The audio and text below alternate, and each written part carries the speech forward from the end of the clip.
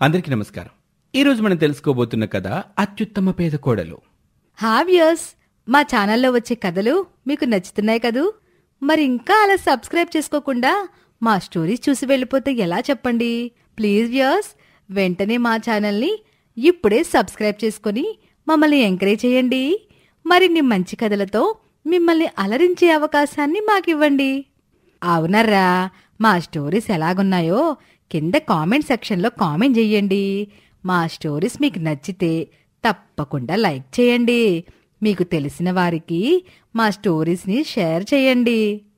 అంతేకాదు, మీ లైఫ్లో కూడా మీరు ఎవరైనా ఇంట్రెస్టింగ్ క్యారెక్టర్స్ని కలిసినా, విచిత్రమైన స్టోరీస్ విన్నా మాతో షేర్ చేసుకోండి. ఆ స్టోరీస్ని మేము మీ ముందుకి తీసుకొస్తాం. నిమ్మలపాడు అనే ఊరిలో సాంబశివం అనే ధనవంతుడు ఉన్నాడు.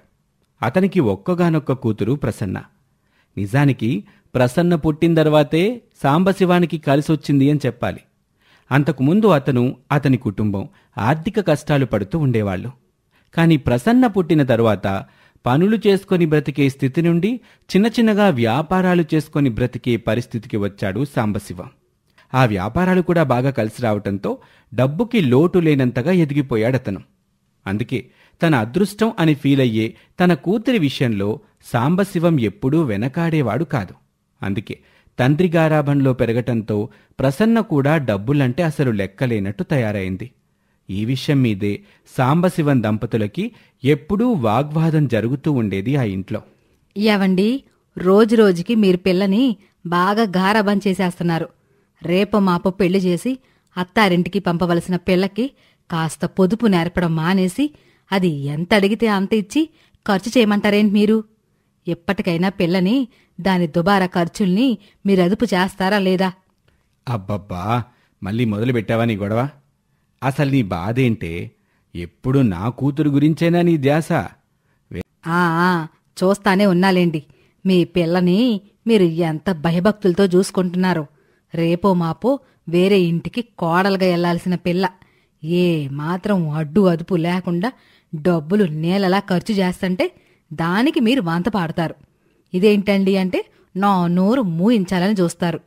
అబ్బా భాగ్యం, అది కాదే. పిల్ల పుట్టడమే అదృష్టం మనకి. దాంతో కలిసొచ్చిన సొమ్మది. అలాంటిది దాన్నది ఖర్చు చేస్తానంటే మనకేంటి ఇబ్బంది చెప్పు? అయినా నువ్వు అనుకుంటున్నట్టు పిల్ల డబ్బు వల్ల ఏమీ చెడిపోదు. దానికంతా మా అమ్మ పోలికే వచ్చింది. ఆవిడ కూడా అంతే. తన పుట్టిల్లు అంత డబ్బున్న కుటుంబం అయినా సరే మా నాన్నతో పెళ్ళయ్యాక ఎన్నో కష్టాలు ఓర్చుకుంది. అదేంటమ్మా అని ఎవరన్నా అడిగితే ఏం చెప్పేదో తెలుసా మా అమ్మ? ఆ దేవుడు ఎవరికైనా ఏదన్నా ఇస్తే దాన్ని అనుభవించమని, అది డబ్బైనా కష్టాలైనా అనేది. కానీ మనం డబ్బును దాచుకోవాలనుకుంటాం, కష్టాల్ని తప్పించుకోవాలనుకుంటాం. కానీ నాకలా నచ్చదని, ఉన్నదేదైనా అనుభవించాలని మా అమ్మ చెప్పేది. ఏవైనా అంటే ఇదొకటి నేర్చారు. అత్తయ్య గారి పేరు చెప్పి నా నోరు మూయించడం. మీరు ఏవైనా పడండి. పెళ్ళయ్యాక పిల్ల మెట్టింట్లో ఏదైనా గనక తేడా వస్తే అప్పుడు మాట్లాడతాను నేను మీతో అంటూ భర్త మీద అలిగి వెళ్ళిపోయింది. నిజానికి ఆ దంపతులకి ఇది చాలా సాధారణ గొడవ. పిల్ల పుట్టిన తర్వాత నుండి ఆ జంట మధ్య ఇలాంటి సంభాషణలు, అలకలు సాధారణమైపోయాయి. అలాగే ఏళ్లు గడిచిపోతున్నాయి. ఒకసారి సాంబశివం ఊళ్ళో లేని సమయంలో అతని చిన్నప్పటి స్నేహితుడు, డబ్బు అంతస్తుల్లో సాంబశివం కన్నా ఒక మెట్టు పైనుండే నందన్రావు వచ్చాడు. చూడ్డానికి చాలా సింపుల్గా ఉండే అతను గుమ్మంలోకి రావటంతోనే అక్కడ కనిపించిన భాగ్యాన్ని ఆప్యాయంగా పలకరిస్తూ, ఏమ్మా చెల్లమ్మా, ఎలా ఉన్నారు? మీరా అన్నయ్య గారు, రండి రండి. చాలా ఏళ్ళైపోయింది మిమ్మల్ని చూసి. ఈ ఇంట్లో అందరూ కులాసానా? పిల్లలు కూడా పెద్దవాళ్ళైపోయి ఉంటారు. అందరం బాగానే ఉన్నామమ్మా. మీరెలా ఉన్నారు? అవును, మా శివుడు లేడా అమ్మా ఇంట్లో? లేరన్నయ్య గారు, ఏదో బిజినెస్ పని మీద బయట దేశం వెళ్లారు. రేపు సాయంత్రానికి గాని రారు అని భాగ్యం చెప్పింది. అలా కాసేపు ఆ అన్నా చెల్లెళ్ళు కబుర్లు చెప్పుకుంటూ ఉండగా బయట నుంచి వచ్చిన ప్రసన్న తన తల్లితో, అమ్మా, తిరిగి తిరిగి బాగా టైర్డ్ అయిపోయానే. కాస్త నీ చేత్తో సూప్ తయారు చేసివ్వవే. తాగేసి రెస్ట్ తీసుకుంటాను. వెళ్దు గాని ఈయనెవరో గుర్తుపట్టావా? నందనరావు మావయ్యే. నువ్వు చిన్నప్పుడు నందు మామ అనేదానివి, గుర్తుందా? ఎక్కడ గుర్తుంటుందిలే చెల్లెమ్మ. ఎప్పుడో చిన్నప్పుడు చూసింది కదా. నమస్తే మావయ్య. సారీ, మిమ్మల్ని నిజంగానే నేను గుర్తుపట్టలేకపోయాను. ఇప్పుడు పరిచయం అయ్యారుగా, ఇంకా మర్చిపోలేండి. మీరు అమ్మతో మాట్లాడుతూ ఉండండి అంటూ తన గదిలోకి వెళ్ళిపోతుంది ప్రసన్న. అలా పెళ్లికెదిగిన ప్రసన్నని చూసి ఒకే మాటలో ఆమె కలుపుగోలుతనాన్ని చూసిన నందన్రావుకి ప్రసన్నని తన ఇంటి కోడల్ని చేసుకోవాలన్న ఆలోచన వచ్చింది. అందుకే ఆ ఆలోచన చెప్పటానికి కూడా అది సరైన సమయం కాదనుకుని చక్కగా కాఫీ తాగేసి వెళ్ళిపోయాడు. అలా ఓ 2-3 రోజుల తర్వాత సాంబశివాన్ని తన ఆఫీస్కి పిలిపించి, చూడ్రా శివుడు, దాపరికాలు లేకుండా నేరుగా అడిగేస్తున్నాను. నీ కూతురిని నా ఇంటికి కోడలుగా పంపరా, చక్కగా చూసుకుంటాను తనని. మా ఇంట్లో గాడిదల్లా కాకుండా పిల్ల కాస్త పద్ధతిగా అనిపిస్తుందిరా అని మెల్లిగా తన మనసులో ఉన్న ప్రతిపాదనని కదిలించాడు. అలా మొదలైన పెళ్లి మాటలు కాసేపటికే ఫలించాయి. సరేరా నందన, నా కూతురు నీ కోడలు. త్వరలో పంతులుగాని కలిసి ముహూర్తాలవి మాట్లాడతాన్లే అంటూ స్నేహితులుగా ఉన్నవాళ్లు వియ్యంకులు కావటానికి సిద్ధపడ్డారు. అలా డబ్బున్న ఇంటి దుబారా పిల్ల మరో డబ్బున్న ఇంటికి కోడలైపోయింది. అక్కడ నందన్రావు ఇంటి విషయానికొస్తే అక్కడున్న అతని భార్య కాని, కొడుకు శరత్ కాని, అతని కూతురు వినీత కాని అందరూ డబ్బులో పెరుగుతూ వచ్చిన వారే కావటంతో ప్రసన్న కన్నా వాళ్ళు ఎక్కువ దుబారాగా ఉండేవారు. దాంతో నిప్పుకి గాలి తోడైనట్టయింది నందన్రావు పరిస్థితి. అంతకుముందు తన భార్యా పిల్లలు పెట్టే దుబారా ఖర్చుల కన్నా ఇప్పుడు రెట్టింపు అయిపోయింది తన ఇంటికొచ్చిన కొత్త కోడలు ఖర్చు. మా సాంబశివం కూతురు గదా అని ఇంటికి కోడలుగా తెచ్చుకున్నాను. పైగా వాడు కష్టాలు తెలిసినవాడు గదా, పిల్లకు కూడా కష్టం సుఖం రెండూ తెలిసినట్టుంది అనుకున్నాను. కానీ ఈ అమ్మాయి మా నాన్నతో కలిసి నా ఇంటిని గొల్ల చేసేస్తుంది అని నందన్రావు అనుకున్నాడు. అందుకే చాలా రోజుల పాటు తన కొత్త కోడలికి తన మనసులో ఉన్న ఉద్దేశాన్ని ఇండైరెక్ట్గా చెబుతూ వచ్చాడు. కానీ ఆ దుబారా కోడలు కూడా తన కుటుంబ సభ్యులందరితో కలిసి లావిష్గా ఖర్చు చేస్తూ చాలా ఆనందంగా ఉంది. ఇలా ఉన్న సమయంలో అనుకోకుండా నందన్రావు అనారోగ్యం పాలయ్యాడు. దాంతో ఒక్కొక్కటిగా అతని వ్యాపారాలు దెబ్బతింటూ రాసాగాయి. దాంతో కొండలా ఉన్న అతని సంపదలన్నీ కరిగిపోతూ వచ్చాయి. నష్టాల్లో ఉన్న వ్యాపారం కావటంతో అప్పటి వరకు నందన్రావుకి అప్పులిచ్చిన బ్యాంకుల వాళ్లు, ఫైనాన్స్ వాళ్లు అందరూ తమ తమ డబ్బులు తిరిగివ్వమని మీదపడసాగారు. దాంతో కొద్ది నెలల్లోనే నందన్రావు ఆస్తులన్నీ తరిగిపోయి అతని కుటుంబాన్ని పేదరికం పెనవేసుకుంది. ఇంతకాలం లగ్జరీకి అలవాటు పడ్డ ఆ ఇంటి ప్రాణాలన్నీ ఇప్పుడు కక్కుర్తి బ్రతుకు బ్రతకటానికి చాలా ఇబ్బంది పడుతున్నారు. అందుకే ఆ పేదరికంలో ఆ కుటుంబ భారాన్ని మోయలేక నందన్రావు కొడుకు చెప్పా పెట్టకుండా కట్టుకున్న భార్యని, తల్లి తండ్రుల్ని వదిలేసి ఇంట్లో నుంచి ఎక్కడికో వెళ్ళిపోయాడు. ఇక ఆ తర్వాత అత్తగారి ఆరళ్లు మొదలయ్యాయి ప్రసన్నకి. ఏం పాదమే తల్లినిది, మా కొంపలో అడుగు పెట్టావు. కొండలా ఉన్న మా ఆస్తులన్నీ తరిగిపోయి మేము రోడ్డు మీదకొచ్చేశాం. ఈ వయసులో మాకు ఆధారంగా ఉండవలసిన కొడుకు ఎటూ పోయాడు. ఇంక నా పిల్లకి పెళ్లి కూడా చేయలేదు. ఇప్పుడు ఇల్లు గడవాలంటే సిగ్గు విడిచి నేను కూడా పనికెళ్లే పరిస్థితి తెచ్చావు. ఐరన్ లెగ్వే నువ్వు అంటూ అత్తగారు ఎన్ని సూటిపోటీ మాటలంటున్నా ప్రసన్న ఓపికగా భరిస్తోంది. అపురూపంగా పెంచుకున్న కూతురు కష్టాల పాలవ్వటంతో సాంబశివం తన కూతురు మెట్టినింటిని ఆదుకోవాలని పెట్టెల కొద్దీ డబ్బు తీసుకొచ్చాడు. అప్పుడు ఆ డబ్బుని సున్నితంగా తిరస్కరిస్తూ ప్రసన్న ఇలా అంటుంది. చూడన్నా, నేను బాగుండాలని నువ్వు ఆదుకున్నా, దానివల్ల నా కాపురానికి మంచి కన్నా చెడే ఎక్కువ జరుగుతుంది. అయినా అమ్మ ఎప్పుడూ అంటుండేది కదా, ఇప్పుడు అంత డబ్బులు తగలేస్తున్నావే, ఏదొక రోజు దేవుడు నీకు డబ్బు విలువ, కష్టం విలువ చెప్పే తీరతాడని. మరి ఇప్పుడు నా అత్తింటికొచ్చింది అదే పరిస్థితి కనుక దీన్ని నన్నే ఎదుర్కొని నాన్న.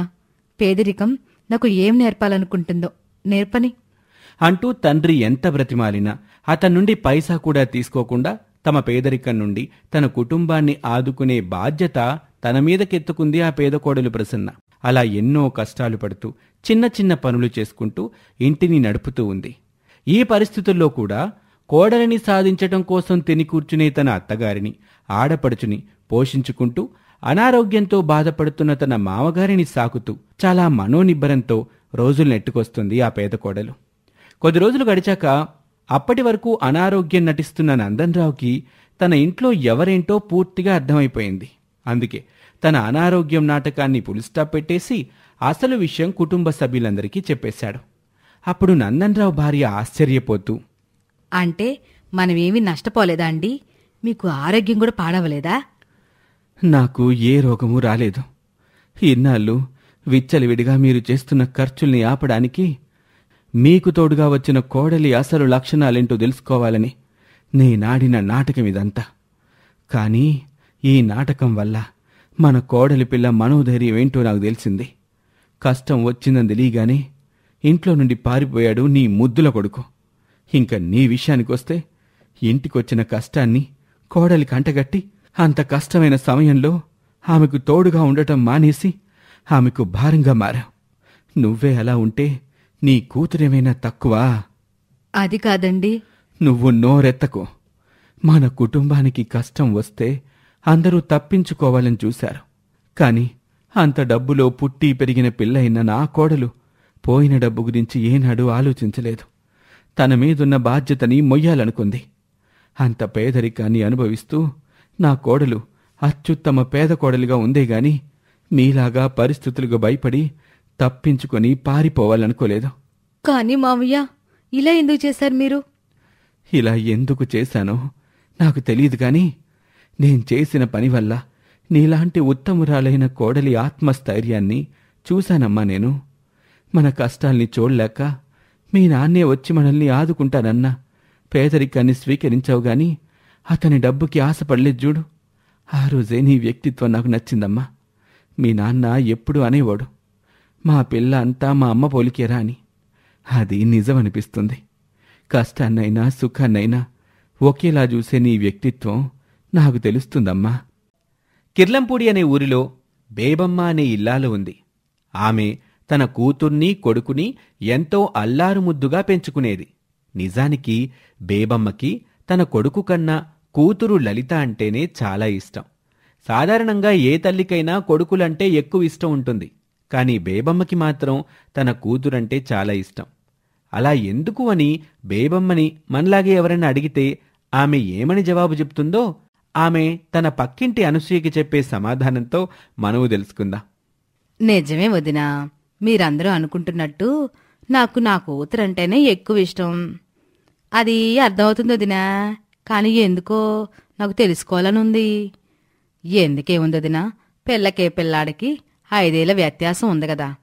మాకు పిల్లాడు పుట్టాక మేము అయిన వాళ్ళ చేతుల్లో బాగా మోసపోయి ఆర్థిక కష్టాల్లో పడ్డాం. అదే సమయానికి మా ఆయనకి దుబాయ్లో పనిచేసే అవకాశం వచ్చింది. డబ్బులు అవసరం ఉండడంతో అప్పు చేసుకొని ఆయన దుబాయ్ వెళ్ళిపోయాడు. అలా వెళ్ళి మొత్తం అప్పులు తీర్చేసుంటారే. లేదొదినా, మా బ్రతుకుల్లో అంత సంతోషం ఈ రోజుకి రాలేదు. దుబాయ్ వెళ్ళిన మా ఆయన అక్కడ సంపాదన కొంత తనకు పెట్టుకుని కొంత మాకు పంపేవాడు. అలా పంపిన దానిలో కొద్దిపాట్లు అప్పులు కట్టాం గాని తనకక్కడ ఎక్కువ జీతం రావాలంటే ఎవరైనా పెళ్లి చేసుకుని ఆ దేశ పౌరసత్వం వస్తేనే డబ్బులు ఎక్కువ సంపాదించగలమని చెప్పి నాకు విడాకులు కాగితం పంపించాడాయన. అంటే మీ ఆయనకి నువ్వు విడాకులు ఇచ్చేసావా? అవును, మా బ్రతుకు బాగుపడాలని ఆయనకి విడాకులు ఇచ్చాను. కాని ఆయన మమ్మల్ని మోసం చేసి అక్కడే ఉండిపోయాడని, నన్ను వదిలించుకోవడానికి అలాగ అబద్ధాలు చెప్పి విడాకులు తీసుకున్నాడని తర్వాత తెలిసింది. అప్పుడే పిల్లకి కాస్త ఊహ తెలుసు కనుక నేను పనికిపోతే అదే ఇంటి పట్టునుండి పిల్లాన్ని చూసుకుంటే నేను వచ్చేసరికి ఇంటిని చక్కదిద్దుకునేది నా కూతురు. మరి మీ అమ్మాయి ఇప్పుడు ఎక్కడుంది? పిల్లాడికి 15 ఏళ్ళు వచ్చాక ఒకసారి వాన్లో వాడిని ప్రైవేట్ నుండి ఇంటికి తీసుకొస్తుంటే దారిలో పిడుగుపడి పిల్ల చచ్చిపోయింది. అలా తన కళ్ళ ముందే తన అక్క చచ్చిపోవడం నా కొడుకు మర్చిపోలేదు. అంత చిన్న వయసులోనే నాతో బాధ్యతలు మోసిన నా బిడ్డని నేను మర్చిపోలేదు. అందుకే ప్రాణాలతో ఉన్నా లేకపోయినా నాకు నా కూతురు అంటేనే ఎక్కువ ఇష్టం అని తన కూతురు తలంపుకి రాగానే బోరున ఏడ్చేస్తుంది బేబమ్మ. ఈ విధంగా చనిపోయిన కూతురు సంగతి ఎవరికీ తెలియకుండా తనకీ ఒక కూతురందన్న విషయాన్ని మాత్రం జనం నోట్లో నానేలా చేస్తూ ఆ వార్తలో తన కూతురిని బ్రతికించుకుంటూ ఉంటుంది ఆ అమాయకపు తల్లి. ఇలాగే ఏళ్లు గడుస్తున్నాయి. తన కొడుకు ప్రదీపు చక్కగా చదువుకొని ప్రయోజకుడయ్యాడు. అందుకే అతనికి పెళ్లి చేసి తన మీద ఉన్న బాధ్యత తీర్చుకోవాలనుకుంటుంది బేబమ్మ. నానా ప్రదీపు, మన పంతులు గారితో చెప్పాన్రా, నీకెవరైనా పిల్లని చూడమని. కాని చెప్పే కనిపించింది నీ మనసులో ఎవరైనా ఉన్నారా కనుక్కుందామని. చెప్పు నాన్న, నీ మనసులో ఎవరైనా ఉన్నారా? అవునమ్మా, మా బాస్ కూతురు శ్రావణికి నేనంటే చాలా ఇష్టం. నాకు కూడా తనంటే ఇష్టమే. మా ప్రేమ విషయం వాళ్ళ నాన్నకే కాదు, వాళ్ళ ఇంట్లో అందరికీ చెప్పి వాళ్ళని ఒప్పించిందమ్మా. మరో 2-3 నెలల్లో నాకు ప్రమోషన్ వస్తుంది. అదొచ్చాక నా జీతం కూడా పెరుగుతుంది. కాబట్టి అప్పుడే నీకు ఈ విషయం చెప్పాలనుకున్నానమ్మా. సర్లే నాన్న, ఎప్పుడు చెబితే ఏముందిలే. నా ఇంటికొచ్చే కోడల్లో నా కూతుర్ని చూసుకుందామనుకున్నాను. ఇప్పుడు నువ్వే నా కూతుర్ని ఎదిగి పెట్టావంటే నాకింకేం కావాలి? నీకు ప్రమోషన్స్ వచ్చాకే చెప్పు, పెద్దవాళ్ళమే మాట్లాడుకొని నీ పెళ్లి జరిపిస్తాం. కాని అమ్మా, శ్రావణి డబ్బులో పుట్టి డబ్బులోనే పెరగటం వల్ల తన ప్రవర్తన కొద్దిగా స్పీడ్గా ఉంటుంది. గబుక్కున వెనక ముందు చూసుకోకుండా మాట జారే స్వభావం తంది. నాకైతే తనతో ఏ సమస్య లేదు, కానీ నువ్వేమైనా అనుకుంటావేమో అని. దాందే ఉందిలే నాన్న, అందరూ ఒకేలాగుంటే ప్రపంచం ఇలా ఎందుకుంటుంది? ఒకవేళ మీ అక్కే బ్రతుకుంటే అది కూడా ఇలాగే ఉందనుకో, నేను దాన్ని తప్పు పడతానా? చెప్పు. నా ఇంటికి నువ్వు కోడల్ని తెచ్చినా తను నాకు కూతురేరా పిచ్చి సన్నాసి అంటూ బేబమ్మ తన మంచి మనసుతో కొడుకు ప్రేమని ఆశీర్వదించింది. అలా ప్రదీప్ చెప్పిన 3 నెలల తరువాత అతనికి ప్రమోషన్ రావటం, ఆ తర్వాత పెద్దవాళ్లందరూ మాట్లాడుకొని ప్రదీప్కి శ్రావణికి పెళ్లి జరిపించటంతో అహంకారి కోడలు అత్తారింట్లోకి అడుగుపెట్టింది. చూడమ్మా శ్రావణి, ఈ ఇంట్లో నువ్వే పని చేయనక్కర్లేదు. మొత్తం నేనే చూసుకుంటాను. నువ్వు చక్కగా అబ్బాయి సంగతి చూసుకుంటే చాలు. నువ్వలా నట్టింట్లో గలగలా తిరుగుతా ఉంటే నీలో మీ ఆడపడుచుని చూసుకుంటా బ్రతికేస్తానమ్మా నేను అంటూ తన మనసులో ఉన్న ప్రేమ కొద్దీ కోడల్ని దగ్గర చేసుకోటానికి మాట్లాడుతుంది బేబమ్మ. కాని ఆ అహంకారి కోడలు మాత్రం, అంటే ఏంటత్తయ్యా? ఎప్పుడో చచ్చిపోయిన మీ కూతురులాగా నేను కూడా మధ్యలో చచ్చిపోవాలని కోరుకుంటారా మీరు? నేను ఎవరిలాగా ఉండను, ఎవరిని రీప్లేస్ చేయను, ఎవరిని కాంపెన్సేట్ చేయను. నేను ఇండిపెండెంట్ లేడీని. నాకు వ్యక్తిత్వం ఉంది కాబట్టి నా గుర్తింపు నాకుండాలి.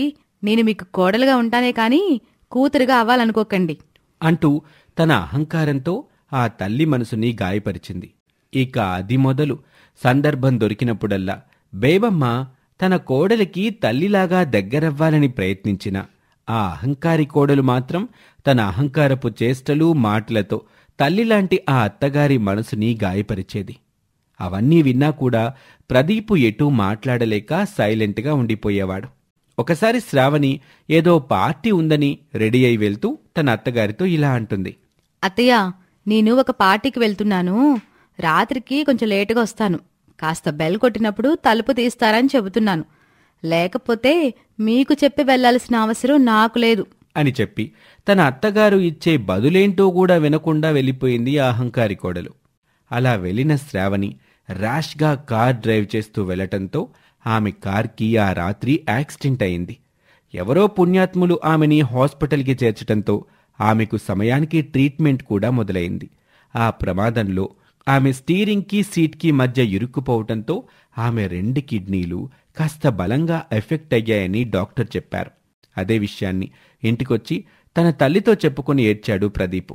అప్పుడు బేబమ్మ తన కొడుకుని ఓదారుస్తూ, చూడు నాన్న, ఎందుకంత బాధపడతావు చెప్పు. కోడలిది కూడా నా బ్లడ్ గ్రూపే గాని మొన్న నా కంటి పరీక్షలకు వెళ్ళినప్పుడు నువ్వు మొత్తం బాడీ టెస్టులు చేసిన రిపోర్టులో వచ్చిందన్నా గదా. మరి నా కిడ్నీ కోడలికి సరిపోతే ఇచ్చేద్దాంలే నాన్న అని బేబమ్మ అనేసరికి ప్రదీప్ ఆశ్చర్యపోతాడు. అదేంటమ్మా, అలా ఆలోచించకుండా అంత పెద్ద నిర్ణయం తీసుకున్నావు? అసలు తను నేను సరిగా పట్టించుకొని కూడా పట్టించుకోదు కదమ్మా. ఏంట్రా ఆ పిల్ల నన్ను పట్టించుకునేది? ఆ పిల్ల చిన్నపిల్లరా, తనకి ఏమీ తెలీదు పాపం. అయినా ఆ పిల్లకున్న 2 కిడ్నీల్లో ఒకటి బాగా దెబ్బతింది, మరొకటి సగం పని చేస్తుందని చెప్పాకే కదా ఎవరైనా కిడ్నీ దాతల్ని వెతుక్కోమన్నాడు డాక్టరు. మరి రేపటిని చూడాల్సిన పిల్లరా ఆ పిల్ల. ఆ పిల్ల ఆరోగ్యంగా ఉంటే సరిపోదా? నాదే ఉంది, 3 వంతుల జీవితం అయిపోయింది. అసలు ఇవన్నీ కాదురా, ఆ పిల్ల నా కూతురు కాకపోతే నాకు ఆ పిల్లకి ఒకే బ్లడ్ గ్రూప్ ఎందుకు ఇచ్చాడురా దేవుడు? ఇంకేం ఆలోచించకుండా ఆపరేషన్కి ఏర్పాట్లు చూడు అని తన తల్లి మనసుతో అంత పెద్ద సమస్యని ఏదో ఒక నలుసులా తీసిపారేస్తుంది. తన కిడ్నీని ఇచ్చి తన కోడల్ని కాపాడుకుంటుంది. అప్పుడు ఆ అహంకారి కోడలికి కళ్ళు తెరుచుకుంటాయి. అత్తయ్య, నన్ను క్షమించండి. ఇన్నాళ్ళు అత్తగారు అనే మర్యాద కూడా ఇవ్వకుండా అహంకారంతో మీ దగ్గర ప్రవర్తించాను. కానీ ఇప్పుడు ఇంత డబ్బుండి కూడా మా నాన్న నా కోసం ఏమీ చేయలేని నిస్సహాయుడిగా ఉండిపోతే నా వల్ల ఎన్నోసార్లు బాధపడి కూడా అవమానపడిన మీరు మీ కిడ్నీ నాకిచ్చారా? చూడమ్మా, నువ్వు నాకు కోడలవనుకున్నావేమో కాని ఇప్పుడు కూడా చెబుతున్నానమ్మా, నువ్వు నా కూతురువేనమ్మా. మరి నా కూతురు కష్టంలో ఉంటే నేను కాక ఇంకెవరమ్మా కష్టాన్ని తీర్చాలి చెప్పు అని అత్తగారు అన్న మాట ఆ అహంకారి కోడలికి చెప్పుదెబ్బలాగా తగిలింది. అలా అమ్మలాంటి అత్తగారు తన కూతురులాంటి అహంకారి కోడలికి కిడ్నీ ఇచ్చి ఆదుకుంది. దీంతో అహంకారి కోడలి మనసు మారింది. ఇక ఆ తర్వాత నుంచి బేబమ్మని సొంత తల్లిలాగా చూసుకోవటం మొదలుపెట్టింది. దీంతో బేబమ్మ కుటుంబం మొత్తం సంతోషంగా ఉంది. ఇది వాల్టి కథ, అమ్మలాంటి అత్త, అహంకారి కోడలు. మా ఛానల్ని సబ్స్క్రైబ్ చేసుకోవడం మర్చిపోకండి. అలాగే మీ అభిప్రాయాన్ని కామెంట్ చేయండి. మరొక వీడియోలో మళ్ళీ కలుద్దాం. నమస్తే. ఈరోజు మనం తెలుసుకోబోతున్న స్టోరీ అక్క వర్సెస్ చెల్లి 6వ భాగం. పావని, సరితలిద్దరూ ఇంటికి చేరుకుంటారు. చాలా రోజుల నుంచి పావని మీద తన పగని తీర్చుకోవాలనుకుంటున్న జలజ పావని రాకతో సంతోషిస్తుంది. పావనిని ముప్పు తిప్పలు పెట్టాలని చూస్తుంది. తన కూతుళ్ళిద్దరూ ఇంటికి రావటంతో శంకర్ ఆనందిస్తాడు. ఇక ఆ రోజు శంకర్ జలజని పిలుస్తాడు. జలజా, జలజా. ఏంటండి మరీ అంత హుషారుగా ఉన్నారు? మిమ్మల్ని చూస్తుంటే పండుగలా అనిపిస్తోందే. అవును జలజా, ఈ రోజు నాకు పండగే. చాలా ఆనందంగా ఉంది. నా స్నేహితుడు వెంకట్ ఇంటి నుంచి పిల్లలొచ్చారు కదా, వాళ్ళని గమనించావా? ఇద్దరూ ఒకరి మీదొకరు చాలా ప్రేమగా ఆనందంగా ఉన్నారు. అవునండి, నాకు వాళ్ళని చూస్తుంటే ఆశ్చర్యంగా అనిపిస్తోంది. ఇందులో ఆశ్చర్యమేముంది? వాళ్ళిద్దరూ అక్కా చెల్లెళ్ళు. ఎప్పటికైనా వాళ్ళు కలిసిమెలిసి ఉంటారని నాకు తెలుసు. అయితే ఇప్పుడేం చేస్తారో? వాళ్ళు అలా ఉంటే చాలు జల్జా. నేను ఈరోజు బజార్కెళ్ళి చికెన్ తెస్తాను. మనం అందరం బిర్యానీ చేసుకు తిందాం. పావనికి బిర్యానీ అంటే చాలా ఇష్టం. ఈ రోజు నువ్వు బిర్యానీ బాగా చెయ్యాలి జల్జా, సరేనా?